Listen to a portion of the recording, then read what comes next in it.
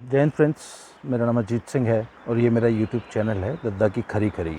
और हम लोग आजकल कारगिल युद्ध पे कुछ एपिसोड्स बना रहे हैं। कल मैंने आपको 13 जून की कहानी सुनाई थी। 13 जून को टू राजरफ ने तोलोलिंग फतह की थी और उसमें सूबेदार भंवरलाल और उनकी पूरी रेजिमेंट की वो कहानी। तो तब उसी रेजिमेंट की ये एक और शौर्य गाथा है जो उस घटना से सिर्फ 2 हफ्ते बाद उसी क्षेत्र में घटी।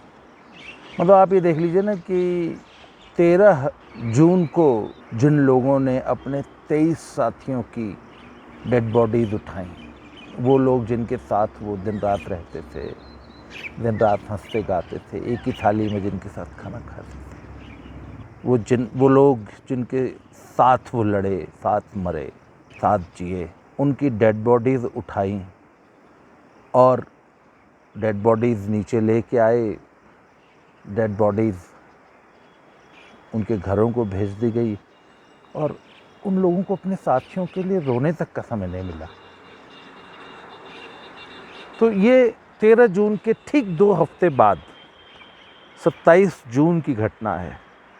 तो तब वो तोलोलिंग फतेह हो गई थी। उसके अगल बगल की जितनी पहाड़ियाँ थी ना, उन पे अटैक्स हो रहे थे, उन पे हम कैप्चर करने की कोशिश कर रहे थे। तो वहाँ पे एक पहाड़ी है जिसका नाम था नौल, KNOLL, नौल। तो नौल पे बहुत ज़बरदस्त पाकिस्तानी हमारे दुश्मन की जो है फॉर्मेशन थी और पिछली रात को एक पूरी की पूरी सेक्शन जो है वहाँ शहीद हो गई थी, सेकंड राजरफ की।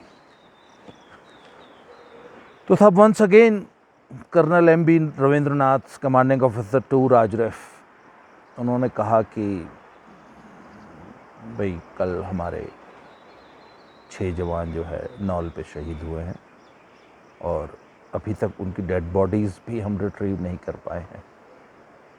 तो अब कल जो है एक और असॉल्ट होना है, तो उसमें जो जो जाना चाहता है वो 2 कदम आगे आएगा और बाकी सब लोग वहीं खड़े रहेंगे। सब पूरी रेजिमेंट 2 कदम आगे आ गई। तो B कंपनी के कमांडर थे major PP Acharya, major Padmapani Acharya, Orissa के रहने वाले थे। उनके फादर ही वो 2 वॉज एन आर्मी, शायद कर्नल थे, वो भी कर्नल, रिटायर्ड कर्नल थे।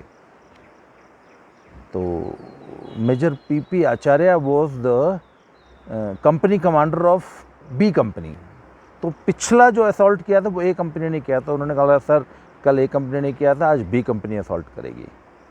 तो उन्होंने कहा ओके डन।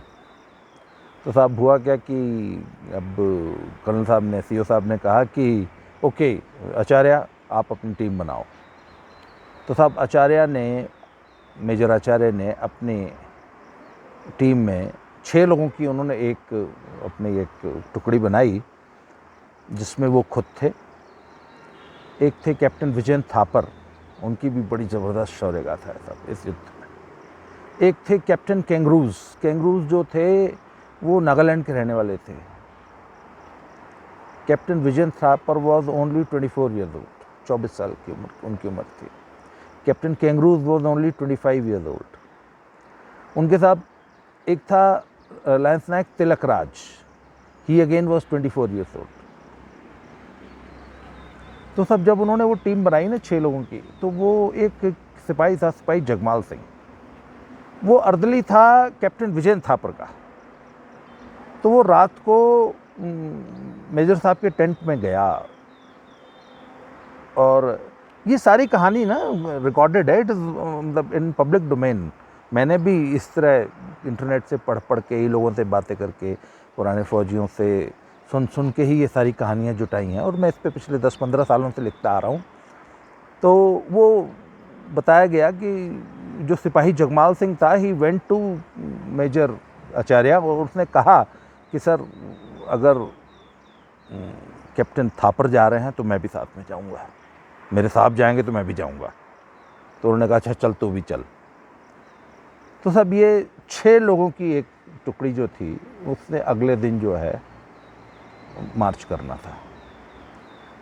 तो साहब उस रात ना उन 6 लोगों ने अपने घर पे चिट्ठियाँ लिखी, और वो जो चिट्ठी है वो आपको इंटरनेट पे मिल जाएगी। मैंने पढ़ी है वो चिट्ठी। और मैं जब द्रास गया था, एक बार ले गया था, तो लेह लद्दाख से आते हुए एक बाइक पे मैंने टूर किया था। तो वो वापस जब मैं आया तो वो चिट्ठी आज भी जो है वहाँ आर्मी म्यूज़ियम में उसकी कॉपी शायद एक डिस्प्ले में है। चिट्ठी तो फैमिली के पास होगी। तो उस चिट्ठी में वो 6 जवान थे, वो सब ने अपने अपने घर चिट्ठी लिखी थी उस रात।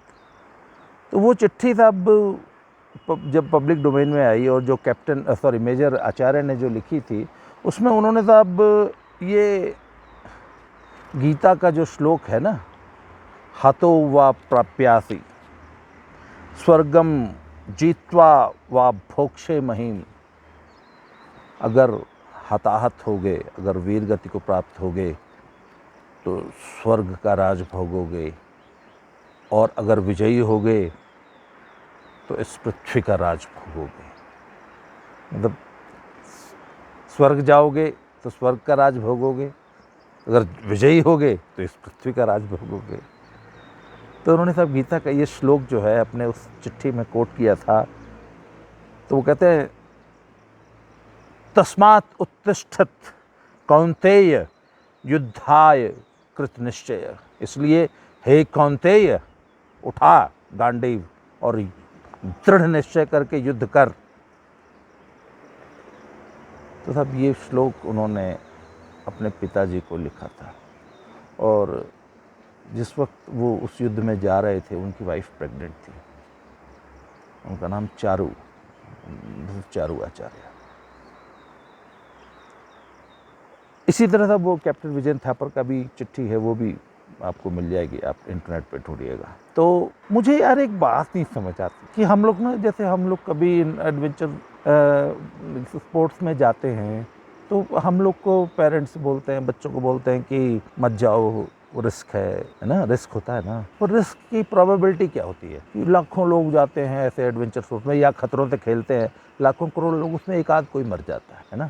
मृत्यु का जो प्रोबेबिलिटी है वो लाखों में एक होती है। पर उस रास्ते पर जो 6 लोग जा रहे थे ना, वो पक्का जानते थे कि हम मर जाएंगे। तो मुझे आज तक आर्मी की ये बात समझ नहीं आई कि आखिर वो कौन सी आग है जो ये देखते हुए कि वहां पे निश्चित मृत्यु खड़ी है, हम जिंदा वापस नहीं आएंगे, और इसमें कोई 100% श्योर थे कि we will die, but even then they went. क्या मतलब ये जज्बा आता का। तो सब वो 6 के 6 लोग गए, एंड बताते हैं कि it was a full moon night, और उस पूरे टेरेन में सबसे बड़ी प्रॉब्लम ये थी कि दुश्मन ऊपर बैठा था, और जो भी आ रहा है पहाड़ी पे वो दिखाई देता था, उनकी नज़रों से आप छुप नहीं सकते थे। सब इन परिस्थितियों में, और सीधी खड़ी चट्टानों पे चढ़ के हमारे ये जाबाज जा रहे थे। And major Acharya was leading, क्योंकि आर्मी के ऑफिसर्स का एक होता है कि अफसर सबसे आगे चलता है, तो वो सबसे आगे थे, सबसे पहले वो शहीद हुए। उसके बाद उनके पीछे थे कैप्टन विजय थापर, उनके साथ था जगमाल। वो बताते हैं उस 6 लोगों में से एक व्यक्ति जीवित बचा था। उसका ये अकाउंट है कि मेजर आचार्य के बाद जो है Jagmal died, and Jagmal died in the arms of his captain Vijay Thapar की बाहों में उसकी डेथ हुई। He was 22 years old boy. क्या उम्र होती है यार भाई साहब। उसके बाद वो जो नागा कैप्टन था उसकी तो बड़ी अदब कहानी है।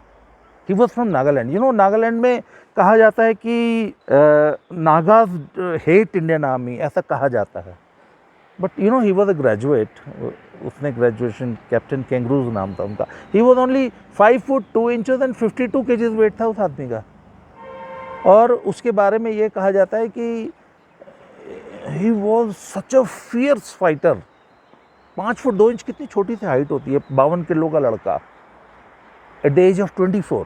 तो वो कहते हैं कि जब वो चढ़ रहे थे ना ऊपर, तो एक LMG, they had to carry an LMG, और रस्सियों से लटक के, जैसे पर्वत हुए चढ़ते हैं वैसे चढ़ रहे थे। तो वो खड़ी चट्टान पे फिसलन थी, काई थी, तो उस पर पैर फिसल रहे थे। तो उसने -20 डिग्री टेम्परेचर में अपने शूज़ उतार दिए थे और नंगे पैर वो सबसे ऊपर चढ़ा, सबसे पहले अकेले। वहाँ उसने रस्सी बांधी, फिर वो रस्सी से LMG इन लोगों ने खींची, फिर जब वो रस्सी बांधी तो उस रस्सी से फिर चढ़ के बाकी 5 लोग ऊपर गए। और फिर जब ऊपर ये लोग पहुँच गए तो हैंड टू हैंड कम्बैट हुआ। उसमें उसके पास खुकरी थी, वो नागा खुकरी जो होती है, उसने उस खुकरी से 3 लोग मारे थे। फिर उसके ना वो हैंड ग्रेनेड फट गया और स्प्लिंटर उसके पेट में लगा था and he fell from a cliff. 300 feet नीचे उसकी बॉडी गिरी थी। उसी तरह captain Vijayant Thapar, my God क्या स्मार्ट आदमी था यार वो। उसकी फ़ोटो देखी मैंने, इतना हैंडसम, 6 फीट 2 इंचेस हाइट और चश्मा, मतलब उसकी यहाँ आँख में गोली लगी थी यहाँ पे। इस जब डेड बॉडी घर गई थी तो चश्मा पहना थी। तो बात ये है कि ये कौन सा जज्बा होता है इंडियन आर्मी का या फ़ौज का, वो क्या जज्बा होता है जो उनको इस कदर मतलब साक्षात मौत के मुंह में जाने के लिए प्रेरित करता है। तो जब ये इस सीरीज़ की मैं तैयारी कर रहा था ना, आज से करीब 10-12 साल पुरानी बात है, तो ये राजरिफ का जो सेंटर है ये दिल्ली में है, दिल्ली कैंट में। मैं वहाँ गया था तो वहाँ पे एक कर्नल साहब थे, तो उन्होंने मुझे एक बात बताई। कहते जब हम युद्ध के लिए जाते हैं ना, तो युद्ध उस वक्त पलटन पूरी रेजिमेंट लड़ रही होती है और रेजिमेंट की इज्जत का सवाल होता है। तो वो उस वक्त लड़के से पूछो ना तू किसके लिए मरेगा, तो वो पहले बोलता है मैं पलटन के लिए। देश के लिए तो वो जान देता ही है, पर उस वक्त वो जो उसकी जो कमांडरी है ना, वो जो पूरा उसका जो क्लान है, कुनबा है उसके सैनिकों का, जब उनसे पूछा जाता है कि तू किसके लिए मरेगा, तो कहता है मैं पलटन के लिए मरूंगा। उस रात 28 जून 1999 मेजर PP आचार्य, कैप्टन विजयन थापर, कैप्टन केंगरूज, नायक तिलक राज, सिपाही जगमाल सिंह, ये 5 बलिदान हुए थे। और इसमें से 3 लोगों को शायद वीर चक्र मिला है। और मेजर आचार्य के लिए तो कहा जाता है कि ही was a such a fierce fighter कि उनको LMG का पूरा बर्स्ट लग गया था। उसके बाद भी वो आदमी आधा घंटा तक, मतलब he was bleeding profusely, but even then लोगों ने कहा सर आप पीछे आ जाओ। उसने बोला नो, आई एम लीड, मैं ही करूँगा। इसके बावजूद ही वॉज लीडिंग। इसी राजरिफ का एक लड़का था, उसका मैं नाम भूल गया, उसके बारे में बताया जाता है कि उसकी पूरी सेक्शन ख़त्म हो गई थी। मतलब 8 या 10 लोग थे, सब शहीद हो गए सारे, कुछ पहाड़ी से नीचे गिर गए, कुछ घायल हो गए, और इसके बावजूद वो सारी रात अकेला लड़ा था, सारी रात अकेला लड़ा था। वही बात है, ये देश के लिए या पलटन के लिए जान देने का जज्बा ये हमारी फ़ौज में आता कहाँ से है।